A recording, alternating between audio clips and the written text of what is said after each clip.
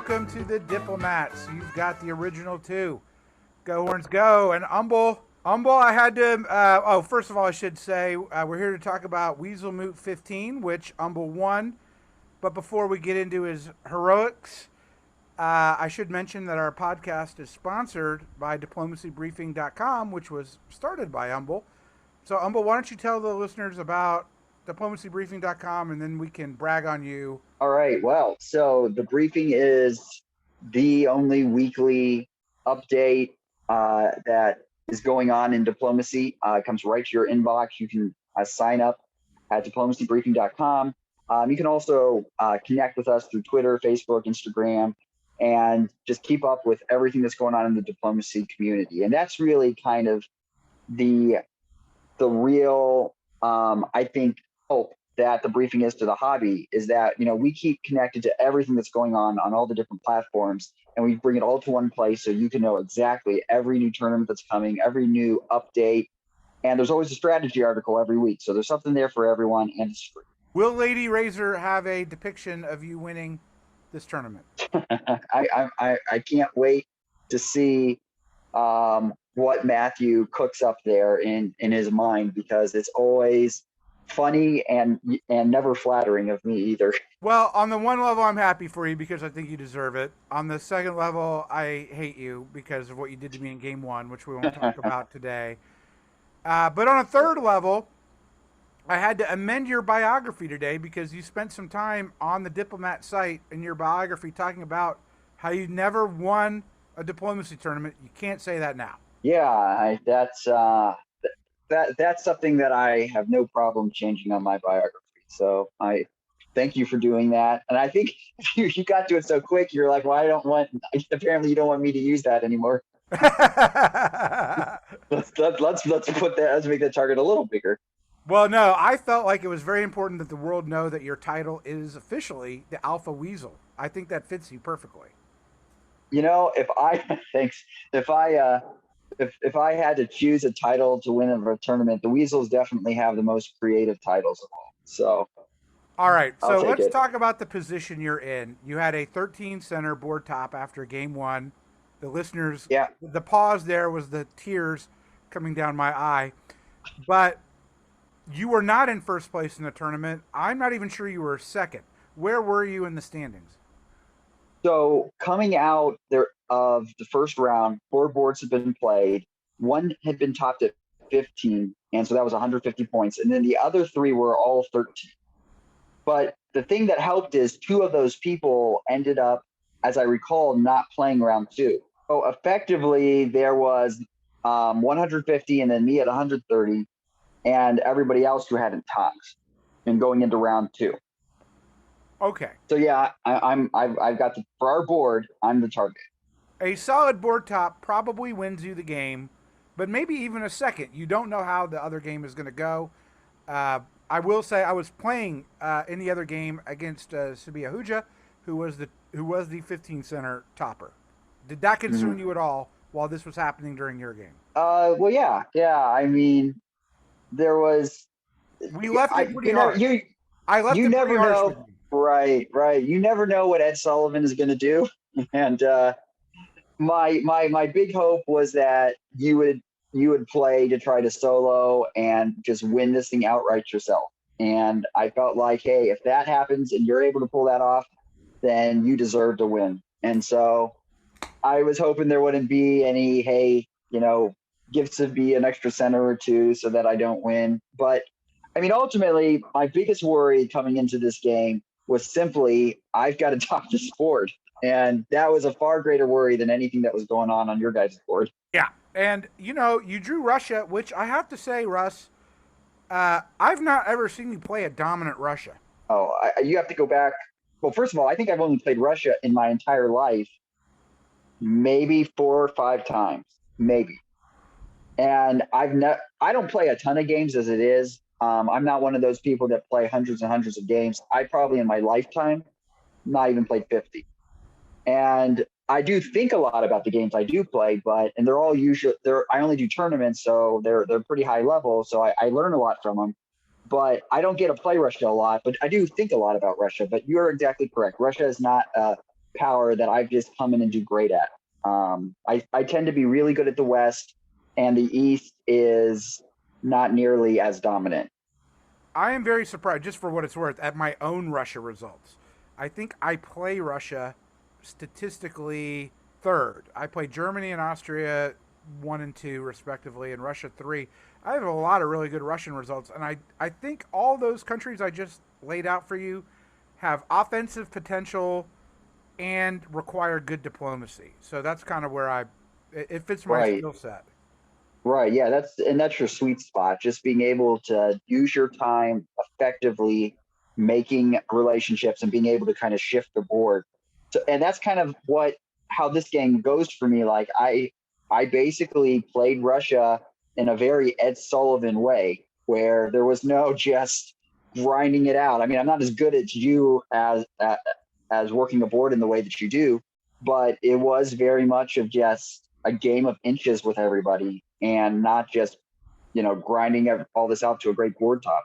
It was very much of diplomacy. That was the whole thing. And so, yeah, I definitely can see the difference with how I played Russia with how I played England. Very differently. Okay, let's talk about the players a bit. You know Zach Moore, and he's a contributor to the briefing. Have you played with him before? He's playing Austria. Oh yeah, yeah. So like in the very first virtual tournament ever in DixieCon, I was England and he was France, and we played EF Alliance all the way to the end. I mean, my position was always more dominant than his. I mean, like I had the cards, and DixieCon is a draw-based scoring system, and so you want to whittle people, and there was an AT coming out of the East, and there was no way that was going to break apart. So I kind of deal with AT. So he Yeah, got I kind of whittled. yes, he got. Yeah, I topped the board, got a best England out of it, and it pushed me up to fourth. But it ever since then, like he's been the one that's like done the drumbeat of my England results. And Okay, you got the Turkey's legend, JJ Ray, who I love, who's a college freshman, who's a hard player to read. I would say on the board, he's so calm. I sure. never know what he's going to do. How did you had you played with him, and how did you find your opening negotiations with him? I hadn't played with him, and I'm with you. I didn't know whether he was going to do something or not. So I didn't have any read there.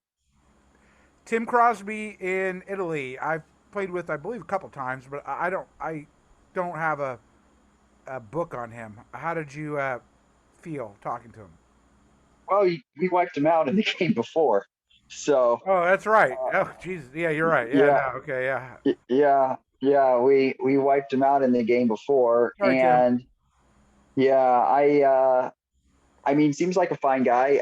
My general here's the thing though, about Tim, he is always going to be working no matter what, and it doesn't matter how bad his position is. He's going to come to you with here's an idea and here's an idea, and so he is definitely going to be tenacious in the game. So I knew that, and I didn't think there was any ill will about us taking him down. I mean, he seemed fine. I don't think. Yeah, I mean, man, this is not a good board for you. I'm looking at these players. Then you got Tommy Anderson as England, who is. I mean, if I remember correctly, I've seen you eliminate him. I've seen you take him down to one, and he's just so unpredictable, anyways. Even when a game in which Russ Dennis isn't playing. Yeah, yeah. So I know John, because he works on the briefing too, but we've never played together. And generally, how things always work is that if anybody does stuff on the briefing, we end up fighting anyway. It's in a game, that is. So when John was asking me stuff about like Tommy, I said, Tommy is if he's really working with you, then he's all in. But he can also be really unpredictable. Is John And playing Germany? Is he playing yes, France? yes, yes, he's playing Germany. Okay. And then France is Jamal, who he recently wrote a Champions Corner for us in a face-to-face tournament that he won in Australia. He's won plenty of tournaments. He's one of the best players. I played a Um, game with him. He's very good. He'll tell you that, like, where it went down for me is that he was in a dominant position, but I could have messed with him a lot. And he started talking down to me, and Oh, that's like I just told him, I go, look, man, I should probably not tell you this, but like that's not the way to get me to do things for you. yeah, We're gonna yeah. start over. And then he You, apologized, but it was kind of too late. But I found him to be a very charming fellow, yeah, except for yeah. that one No, thing. Ed's got to be wined and dined 2 or 3 times. You gotta you can't talk down. That's not that, You can and take that's all. advantage of me, but you gotta make me feel good about it. Yeah, yeah, got All right. So I'm really hating your everyone on this board. Maybe John, if you know him from the briefing. So maybe. it. Yeah, the thing is that didn't start out great either because he told me. Here's what he tells me. He goes, "I usually always bounce Russia from Sweden." He goes, and "That's what I'm Oh planning on." no. He's like, "That's what I'm planning on doing." I was like, "Okay." I'm like, "Well, I would love if you don't. If there's an EF coming, I can help you with this. I won't build in the north. I'm doing all this stuff." And he's like, "Well," he's like, "That's why I usually always bounce Sweden." So I was like, "Okay." Um, All Obviously in the right, south, so you open up what I would call the classic standard Russian opening south. That's like 70% of Russians do this. I'm sure. right. I assume everything was arranged. The only thing of interest in the east that I want to talk about is the bounce in Tyrolia. Yeah, yeah, that's a good question. So my understanding is that that was not arranged with Italy and Germany. That was, which I've always kind of liked to go into Tyrolia. So I think that was probably John sniffing out what um what Tim in Italy was going to be doing. And because you can see he moved both north, right? Right. So I think he just sniffed it out and bounced it and said, "Hey, I don't want an AI fighting." If so, that was genius. Yeah, John. Well, here's the thing. So John has won Weaselmoot, several years ago. He's very well regarded by all the Chicago players. His reputation is very, very strong. Though he only plays like one game a year now, but he writes for the briefing, so he kind of keeps connected to the hobby that way. He only plays one a year. He's very well regarded. All right. So, do you have a plan? Do you have a friend? Do you think you're in a juggernaut? Do you think or are you just like playing it turn by turn right now? No, I didn't think I had a friend. Nobody was really making any great deals. And the interesting thing is this: John keeps telling me we, you know, John keeps telling me, everybody is telling me we need to kill you. And he said because so John's a little bit of a contrarian too. So John goes, because everyone's telling me to kill you, I'm going to let you into Sweden. And and I was like, okay. I mean, that's good to know.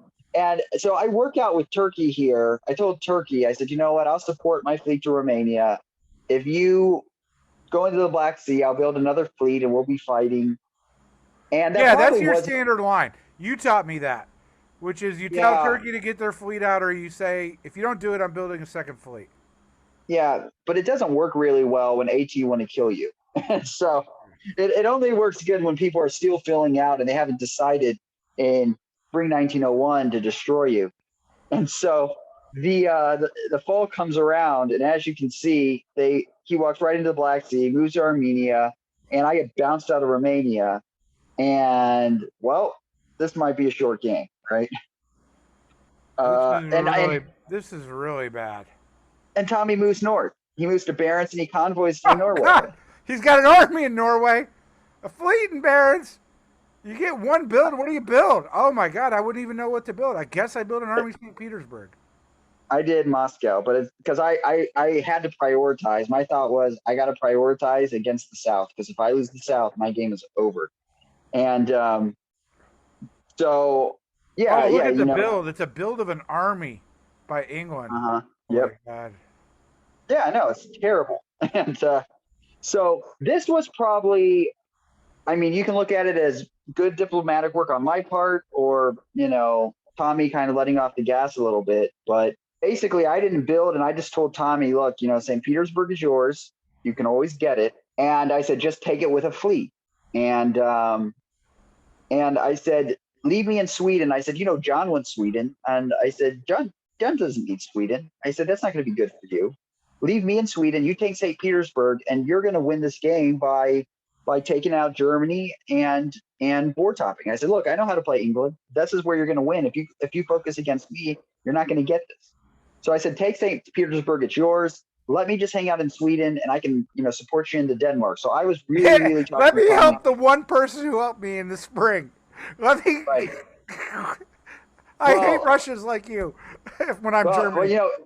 Well, here's the thing though with Germany. He already was telling me I want Sweden. So he tells me like throughout the whole game, it was like, I want to come get Sweden. I want to come get Sweden. And I said, well, there's other things to grab besides my unit. I could help you with other ones. But he was This is very pretty focused on that. Western Tripoli too. You got 2 army build. You got a Yeah. fleet in Marseille, an army in Yeah. okay, but Yeah, Italy sees the threat, so that's good. Well, what kind of odds? So, but Italy building towards France doesn't help me. That's even worse for me, Well, right? that's Because true. then That's true. I wouldn't give you good odds of surviving, but it no, depends on how much Austria and Italy are worried about whether they move up onto the line. I don't know. Then, but Turkey, I, what are you gonna do? Oh my God, what's gonna I, happen? so if someone came to me and said, if you'll give me $100 on Russia topping this board, and if he does, I'll give you $1 million, I wouldn't make the bet. I would look at this and say, it's just not going to, there's not a chance. And so I just decided, look, the pathway I went was I'm going to stall AT as much as I can. I'm going to just abandon the North and try diplomatically to work everything I can so that England will work with me. I'll give him what he wants just so I can focus in the South. And so my pitch over this next year is going to be very kind of, in a sense, playing the East against the West. So everything here, right, is just straight up defense. Yeah, but I don't I even think concede Germany them. aids you with the 2 armies, right? So like that might look tempting to England. Oh my Well, God. yeah, but he's coming to get me, right? Oh my Like he's. God. Puts But the you notice army in. here, Puts the army right? in.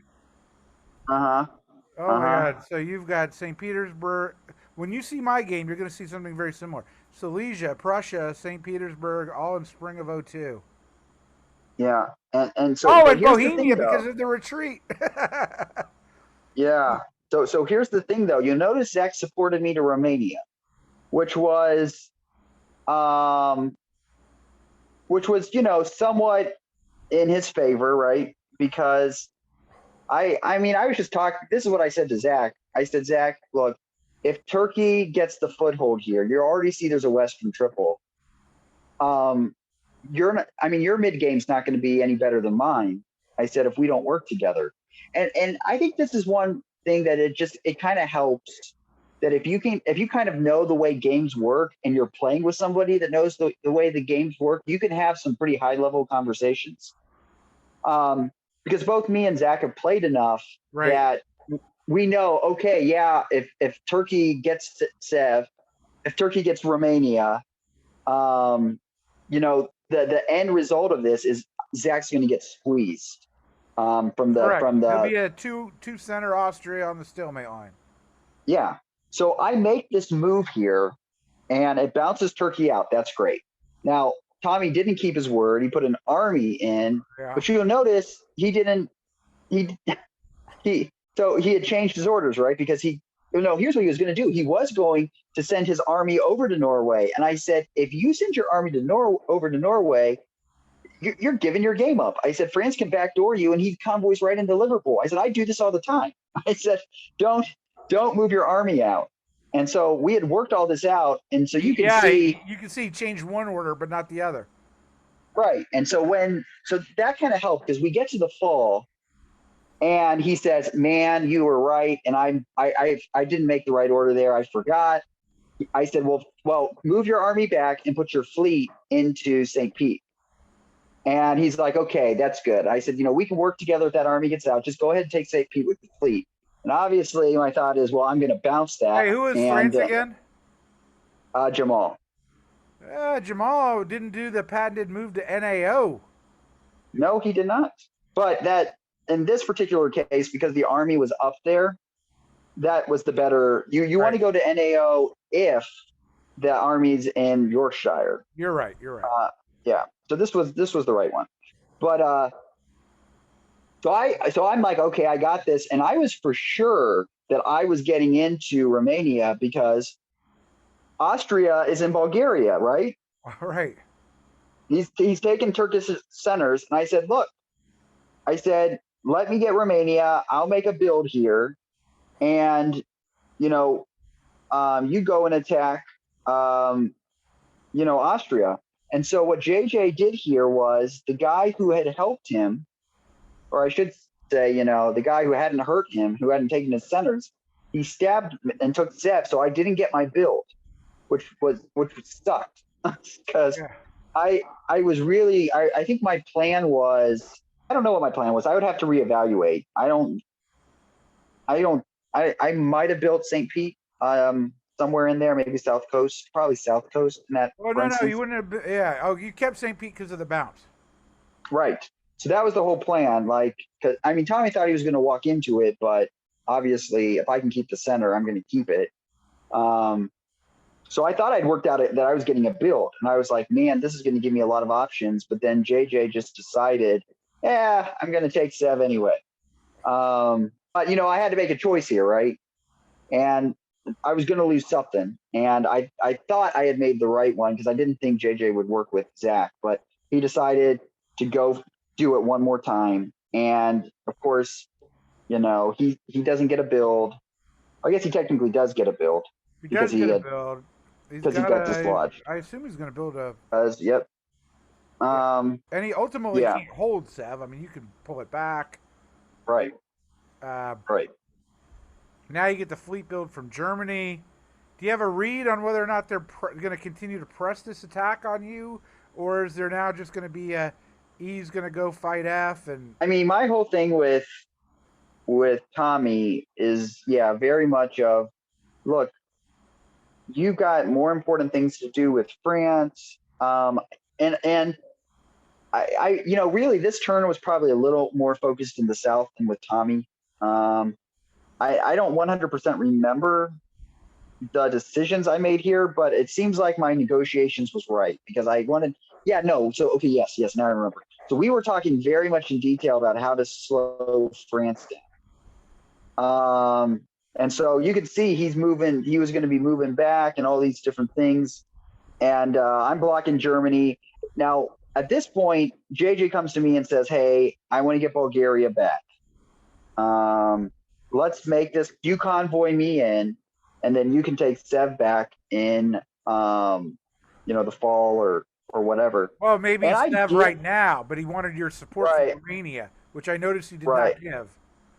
Yeah, I thought about it, and Zach came to me, and then Zach was talking too with me, and I thought about doing that against Austria, but I think the way I felt was I can get Sev back right now, and I don't really owe JJ anything. And Austria has actually not attacked me at any point in this game, not really, besides the first bounce. Whereas you have, and you've actually betrayed my trust completely. So I was very much at that point like, look, I'm going to get Sev and guarantee it, and I'm not going to choose sides between you two at this. Very So I wise, take given all the other threats you're facing, is to let right. them fight. Yeah, so I'm like, I'm just going to take what's mine. I take Sev. He probably didn't see it that way, but I understand how you see it. Yeah. He was okay because here's the thing: even with me moving back to Sev, we still have the same possibility. We can still force Bulgaria, right? But I didn't help him. I had thought a lot about it, and it seemed like to me it was better long term for me to get a build and him to drop to 3. Well, what happened here with Germany and Italy? It seems Oh man, that was it seems like terrible. a bad couple of misorders. Munich should be supported. I guess it wouldn't have gone through if the orders were all written the right way, anyways. But still, There was all kinds of messes in Austria and Italy's relationship throughout this game. I can't tell you 100% what was all going on there, but there definitely was not great communication. I thought that Tommy was supporting me in Sweden, and he just like left me out to dry. And he could have, though. I mean, granted, he could have just taken St. Pete, right? right? And I mean, like I could have been in real trouble there. I would have been boomed down to 4. So that was kind of lucky.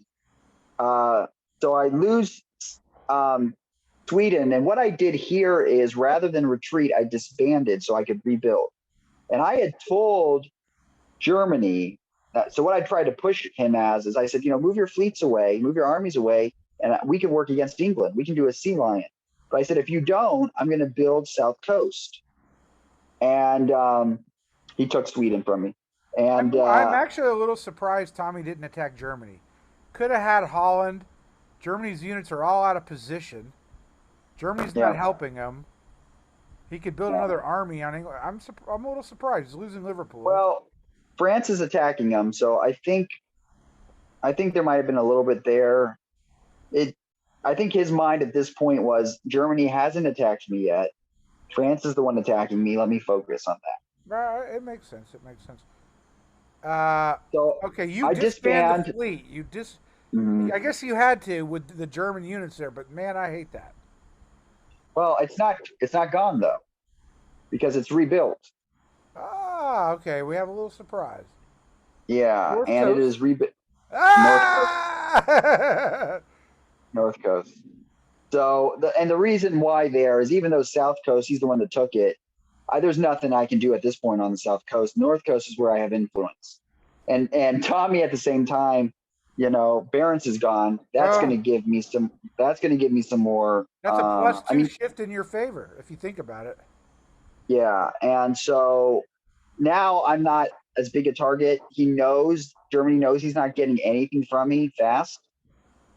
And, really his play here should, in my opinion, his play here is to get England, get as much of England. I was telling John that, look, I actually agree, but I'm not sure. Yeah. But with the building of the army. No, I told John, I think at a few points, I go, if you don't let me help you take out England, France is going to be the one that gets all the builds here. I said, this is your chance. And John has no enemies at this point. He can go any way he wants, and he chooses to go for me, which I don't think, I'm fending off people from the south. So, so as that is, I built the North Coast so that I had some influence between E and G, but it doesn't really seem to help. So this is every single England and German if you're Russia, look at all the black arrows against Russ Dennis. There's not a single non-black arrow from the Maginot Line all the way east, except for the Turkish taking of Bulgaria. That is brutal. This looks even worse than I remember. I don't know. I think I would quit diplomacy. If I saw this, if I were you. There's a fleet, in Barents or Bothnia, There's Baltic, an army, Finland, army, and Norway got 2 armies. Oh man, Galicia. Zach moves back at me. Now, this would be a good question here. Why did I help Turkey take Bulgaria? The big reason is because exactly what you're seeing happen at this point. You see Austria moving back. He can't hurt Turkey at all. He's got 1 fleet, and Italy has literally no interest in helping Austria. So he's left Austria all alone, which he can't get into Germany, which means there's only one way to grow, and that is Trieste and Romania, really, and then pushing on from there. So he moves everything back, and my thought was, look, the only pathway forward for me now is with Turkey, so I supported him to Bulgaria. And I want the listeners to know, yeah, you're playing a game, but you're trying to win the tournament. So there's this extra level of stress that hits people in this position. Yeah, one of the nice things though too about this game was all the players on this board were very much diplomacy veterans with how they approached the game.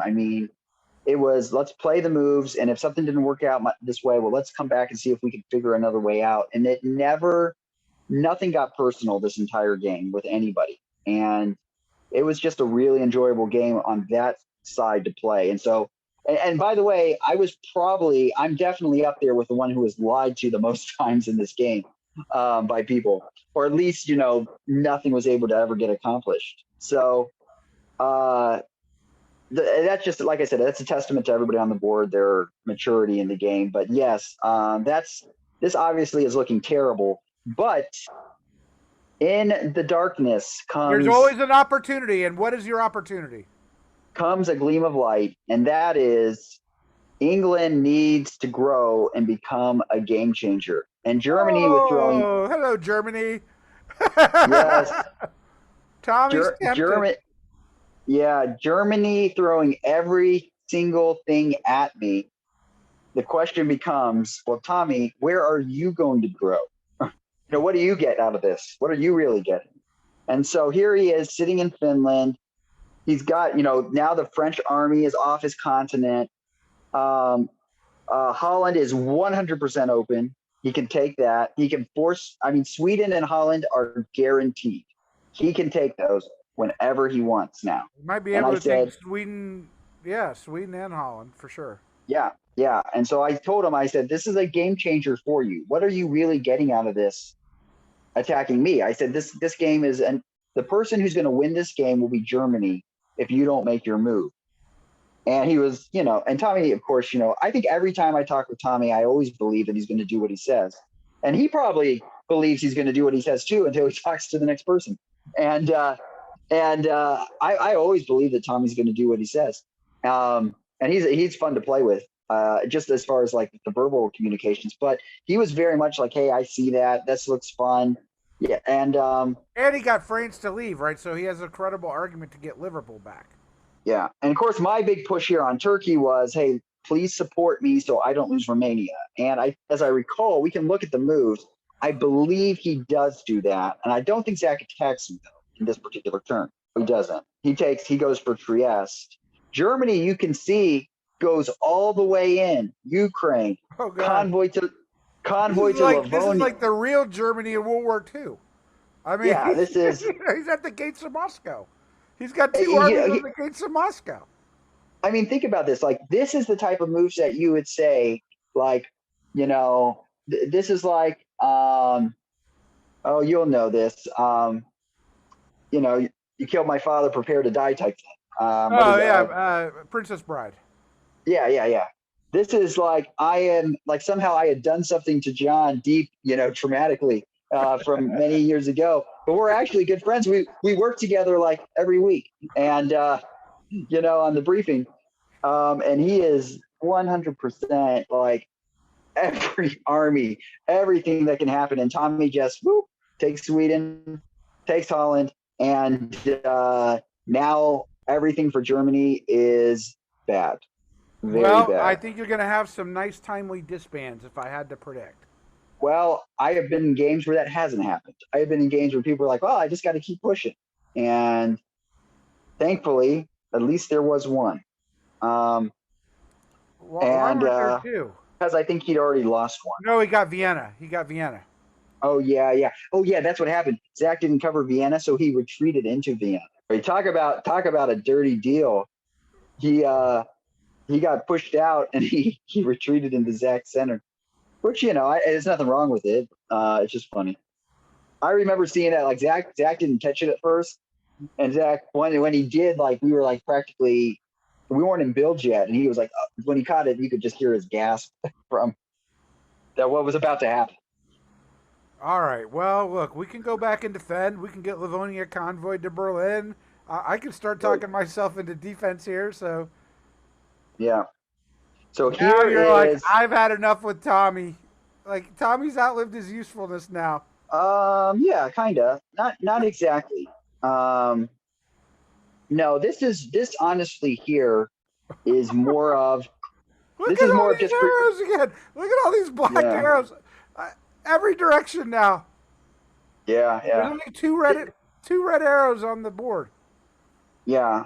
And I made some somewhat risky play here, right? Oh, yeah. I didn't support anything, and there was a lot of talking because I really didn't believe John would not just attack Warsaw and just try to kind of make up for it. And yes, it makes sense that he would do this, but I didn't have a feel that I knew it that he would. But I finally, this is kind of where it came down to.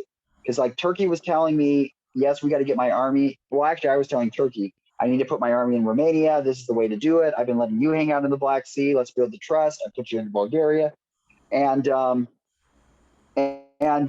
just there's a lot of risk here, and I just finally said, you know what? If I'm going to win this game, it's going to have to come on this move. Like if I'm going to give myself a chance, I should say, it's going to be because I reposition everything so that I can actually grow. So it was a little bit of a roll of the dice, but we saw this in our first game. We saw a Russia that just kind of played so defensive they took away any of their opportunities. And sometimes you gotta hope for the best and go for it. And I mean, like, I feel like I had educated guesses that all of these were going to work. So it wasn't just a shot in the dark, but you do got to sometimes just maximize your offense. And this worked out well. When I got into the Black Sea, and by the way, again, this was with Turkey's permission. When I got into the Black Sea, and of course, Turkey's army gets destroyed. Because this was some bad tactics. He should have hit Greece. Anyway, Yeah, I mean, but you're looking at this, and it's just sort of like, I'm just looking at it from a psychological viewpoint. This is probably the only adjudication to date in which you could breathe. Yeah. I mean, this is like a moment where all of a sudden I finally, have some peace on my borders, and I'm not surrounded by, every color imaginable. And so now this move to Norway, Tommy had agreed to let me have it. I was like, you're getting all these builds, and we were talking now about more end game stuff. I said, and he's like, yeah, go ahead. You can take Norway. And of course he bounced me there. But the problem was this, he lost Sweden over it. And that was another part of my thing. I was like, hey, why don't you just support this and you can keep it? Anyways, he did the Well, move I he think did. he had a Denmark issue, right? Denmark had to support Kiel. Right. Yeah, there were different options. But I'm just saying my attack on there wasn't really me going back on So Tommy. for all that trust you told JJ, we need to build trust, you reward him with an army in Ankara. Yeah, it's one of those things like that's obviously what I have to do, right? There's no pathway to me to top unless I get those Turkish centers. It's Turkey's gonna that's just the move that I have to make. And I was pretty positive it was going to be open. Zach had actually made the offer for me to convoy into Constantinople, and then he would support. And I was like, well, I think that's probably going to go through, which it would have there. But I said, you know what? I'm almost positive Ankara is going to be open. And I said, I'm just going to go for that. And it was. Well, and that actually helped. It's better to have the army in Ankara than in Khan. Correct. Yeah. Because you can start pushing things through that. You can push your units through. So this here, the problem, right? Yeah, you must have felt confident that Germany's disbands were going to be this, right? Because Warsaw theoretically is vulnerable to rogue Germany. Correct. Yeah. I mean, he could have gone in and taken it. And I think at this point, like, I hadn't done anything to hurt John, and other people had done it. And so I have to give credit to John. And this is the way I play too. Like, I'm not going to hurt somebody that hasn't hurt me when I'm in this kind of position. If I'm in a position and I'm in my last few centers, I'm not going to hurt somebody that didn't hurt me. And that's how I feel. That's how I feel. And John just, he wasn't going to do that. And I appreciate that. And now he's in Sweden. But the thing is, that whole north is not super strong. And he decides basically to abandon all of that and just have two fleets. And I miscalculated some things here. I probably could have taken the north in a better way. But regardless, he's going to play the north. I don't know if this wasn't the best move, obviously. I should have bounced Tommy in Norway, which is what John had actually asked. But as you can see, my moveset here still is a little bit of it's not that it's the wise decision. It's more of like there'd been what's so the much thinking? You're just going to push the army into Norway in the fall? Yeah, well, my thinking is this. I would prefer to have something in St. Petersburg with a fleet with German fleet in Bothnia. Does it matter? No, not really, because Berlin's gonna be gone. But I don't know. It probably wasn't the most well thought through because really a lot of stuff, a lot of this negotiations that are going on is with Austria, with Italy, with all kinds of people. So yeah, it wasn't the most efficient there. I mean, I think going to Norway and piffing that army was probably the way to go. So this is a range And with John had Romania, outlined. right? It's a range with Romania. You did the black against Romania. I Oh mean, yes, John. yes, yes, yes. That was very much an arranged balance. My thinking, what I offered there was, I said, you know what? I said our units are pretty entangled right now. I said we need to unentangle this. I said, what if you get Romania and I take Turkey? I said you get the whole Balkans. I take Turkey, and then I can keep pushing my fleet through. And so I think that was a pretty big key for my game there because Romania was only going to be mine in Zach's good graces, and it's better to grab stuff that you can hold, right? And so giving him Romania made sense, and it was gonna. I wasn't really giving it right because I'm gonna get it back in Turkey. So um, I just entangled this, and I could have gone for Smyrna. I think my thought was people said, well, why, maybe he bounces you there. I was a little worried about Austria still. The reason I supported that, and You would it can have tell that mattered? by the move to Sev. Correct. I was a little worried that there might be some kind of Austrian Turkish collaboration. And you can see he even supported Bulgaria to Khan, right? So this could have been a moment where Zach could have stabbed. And if I would have completely gone along, right, I lose Sev, I lose Romania, I lose Khan. It could have been really, really bad. And Man, you are so fortunate that Austria and Italy could not get it together. I think that was going on for a lot of the game. And if you're going to talk about tactically why, well, Italy building all those fleets and sending it against France is not pro-Austria. That is, especially if there's not a strong air alliance. And because of how things have worked out in the beginning, he had left the East to just kind of stagnate. So no, there was never a closeness there. And I would say that's more Italy's fault than Zach's from what I've looked at things. But it is what it is on that aspect of it. So I go here and I get Norway here, right? Yeah, I With the support. fleet. John's out of Goodbye, the game at this point. Germany. Germany's Yeah, dead. But now you get the nice little South Coast build, making the North impregnable, basically. yeah. And so the reason why South Coast is important here is because he's got a fleet in the Baltic that he can move to Baltic, and I need to counter that. And I'm not going to beat him in the North at this point. And my path to board topping is going to be by consolidating things, hopefully in the top of Germany. That gives me one option on how to do it. So that's why the fleet's built there. That's the way to go. Again, you can see I'm pretty wide open in the middle. Yeah, but he's It's only got not. a fleet there. The Italian army, I assume, is hostile. I mean, hostile to Uh, Austria for sure. But what's your relationship with Tim? um, so in this particular game, Tim is probably from this point onward really, really working me to attack Austria. But there's no way I can attack Austria, right? Even if I ever were to take a center, I can't hold anything that he's got. His units are gigantic. With all those armies, there's nothing I can do. Right, Austria owns that section. 2 on So there 4. was no deal I could ever make with Italy. And so here it's just straight up, okay, take Smyrna. And my big thing I'm selling to Zach, obviously, is how we can get you into Italy.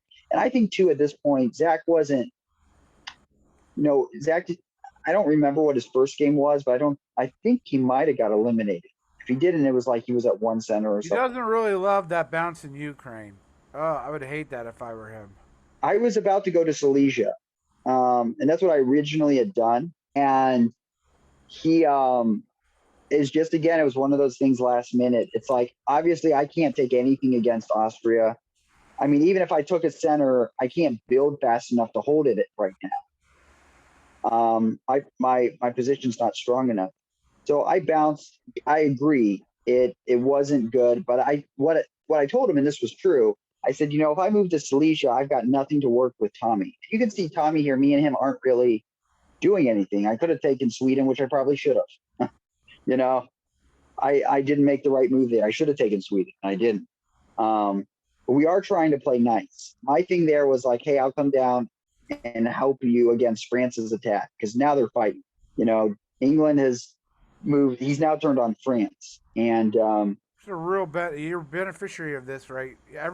Everyone's imperative to grow is more important than their ambition to kill you.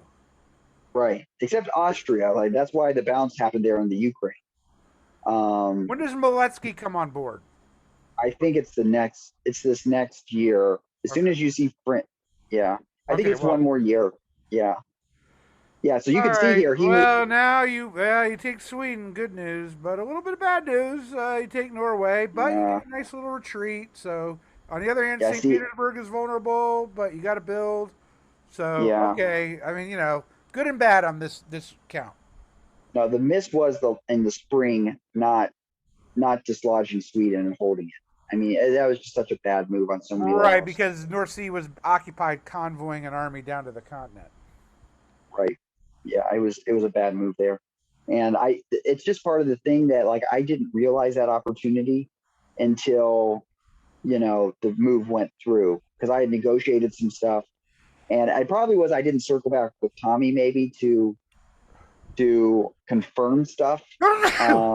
But anyway, it's yeah, I'm in Sweden. But the nice thing here, right, is I get to retreat to Norwegian, and I'm getting a build. So I get the build. So what am I going to do? I'm going to build in the north again. I think, as I recall, I may be wrong, but I think yep, there it is, Fleet North Coast. And Don't you love Zach's a getting Russia another with a build. lot of fleet north coast? I do. Well, but obviously it's a little precarious here because there's all of those Austrian armies. There's a lot of Austrian armies. And again, I think the only reason why this worked out okay for me was because, it's just part of that tournament scoring where it's not going to really win you. You're not going to solo. So do you want to hurt the person that's worked with you the whole game? Right? It's really tricky to work out because England and France are at war, but you are at war with England. England's at war with you. I don't think England would convoy kill to Livonia, but I could see a world where Yeah. that could happen. Right. And you want to know, to my shame, I never noticed that threat this whole game. And it's as an English player, I like always have that in my mind. But as a Russian player, I never noticed that threat the whole game. And I think it may be here where Miletsky comes on board. Yep, Oh, and that's he the does one. it. I can tell you this. I don't think Tommy probably had noticed that. Miletsky comes on board, and it is, oh, hey, I got this great move you can do to just destroy Russia. So he and quickly negotiated peace with England.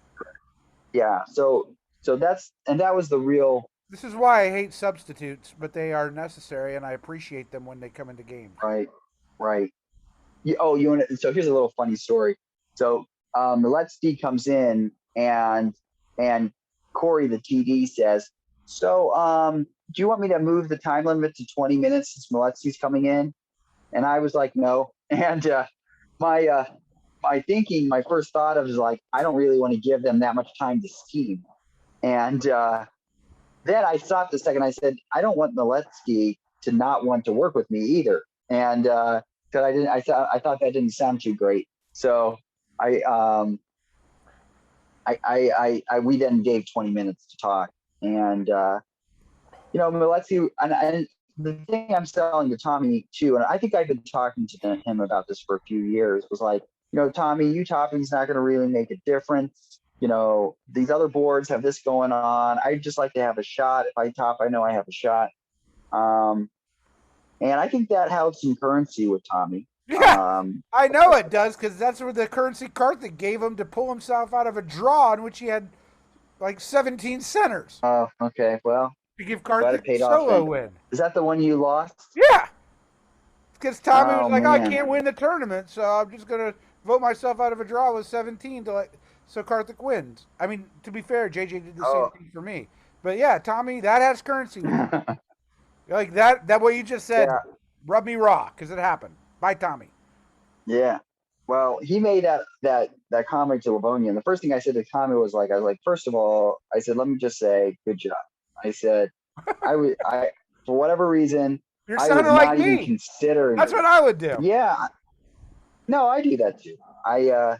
But I just for whatever reason, I was not in any way thinking about it because I would have moved to Livonia off right off the bat if I would have had even recognized that that was a tactical possibility. And I think I probably was not realizing, and I'm not realizing it until this very second, the ability of that I was now facing tactically Dave Miletsky. Right. And And so no offense to Jamal, he, this is an upgrade. I mean, Dave. well, I should I'm say sure Jamal is it's great, not. but David has a reputation and a history of success. Well, yeah, that's not really anything against Jamal. I don't think Jamal was trying to help Tommy do well. Right. And he's not feeding him moves, but I played with David. If he's working with you, he's going to be telling you all the moves that are going to help you, and which is great. He's a good ally, and he's known for that. But so he makes this move, and now I'm sitting at again. It's not as bad as it looks because I he's only got one army there, right? He doesn't have the units Well, behind he's got him the army in to. Finland, but you can cover Moscow, you can cover Warsaw, and I believe you can support St. Pete. Now, will I lose the North? Um, yeah. It's going to take time, but this is kind of what happens in the game. So I go to Zach and I was like, I really need one center here so I can build and push Tommy back. I said, I'm losing one from him no matter what. I can only lose one. I said, but I need to build. And so we had worked out that I would get Bulgaria, but I wasn't really sure that Zach was going to give me that either. Uh oh. Um, Uh and it oh. was possible, right? And it's possible that he could support to Bulgaria and then move one over to Romania. And so I thought the only way I can make sure that I get two is if I put, double supports on it. So we had worked out that I would do one. Actually, how we had worked it out was that I would just walk into Bulgaria and I would move into Ionian with support. Right, And that which he gave you with his army hilariously. Oh no, no, it's not. It's a fleet. It's a fleet. yeah, it's an Adriatic. But I ended up not taking either of them and just trying to.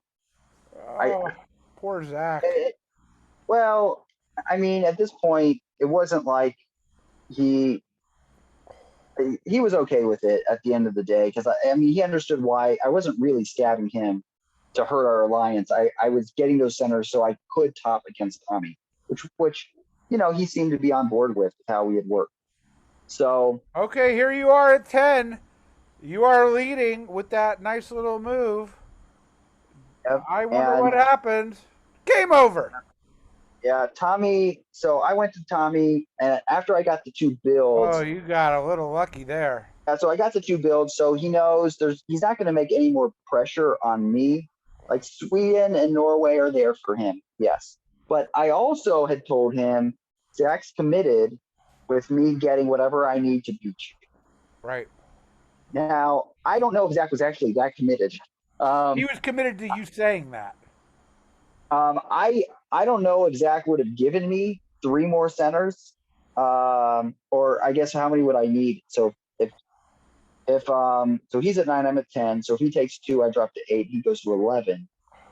Then I need four centers from Zach, right? Yeah, I don't think Zach's going to give me that.